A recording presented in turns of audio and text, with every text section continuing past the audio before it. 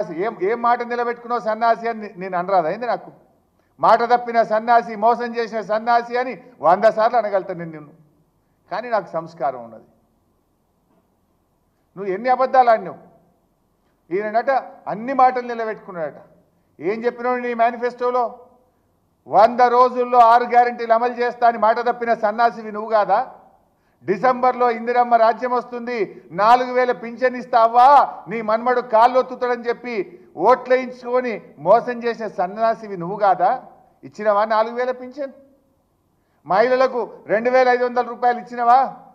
100 రోజుల్లో 2500 రూపాయలు ఇస్తా అని బాండ్ పేపర్ల మీద రాసి అక్క చెల్లెళ్ళ కాళ్ళేళ్ళ పట్టుకొని అధికారంలో కూర్చున్నాక అక్క చెల్లెల్ని మోసం చేసిన సన్నాసివి నువ్వు కాదా?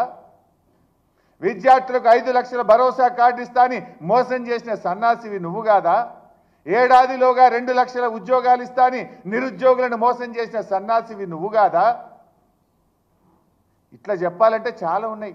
కానీ మేము ఇంతకాలం మర్యాద ఓపిక అని బట్టు వస్తున్నాం. కానీ మర్యాదకు కూడా ఒక హద్దు పద్దు ఉంటుంది. కానీ నువ్వేమో రెచ్చిపోయి నువ్వు ఇవాళ మా గురించి మాట్లాడుతున్నావు. ఇవాళ ఒక్కరోజే మీరు చూస్తే రుణమాఫీ కాలేదు, అయిపోయింది అని అబద్ధం ఆడిండు. టీచర్ల ట్రాన్స్ఫర్లు 18 ఏళ్ల కింద అయిందన్నాడు. 2018లో ట్రాన్స్ఫర్లు అయినా 18 ఏళ్ల కిందనే టీచర్ల ట్రాన్స్ఫర్ అయినా అప్పటి నుంచి ఇప్పటిదాకా కాలేదని అబద్ధం ఆడిండు.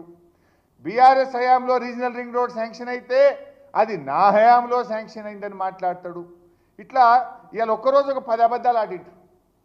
ఇవాళ ఎట్లయిపోయిందంటే అబద్ధం అనేది ఇట్లా బతుకుంటే ఆ హుస్సేన్ సాగర్లు దుక్కి చచ్చిపోతుండే కావచ్చు. ఈ రేవంత్ రెడ్డి ఉండగా ఇక నేను బతికి వేస్ట్ అనే అబద్ధం అనేది హుస్సేన్ సాగర్లు దుక్కి చచ్చిపోతుండే. గన్ని అబద్ధాలు మాట్లాడుతున్నావు, పచ్చి అబద్ధాలు ఒక ముఖ్యమంత్రిగా ఉండి మాట్లాడుతున్నావు.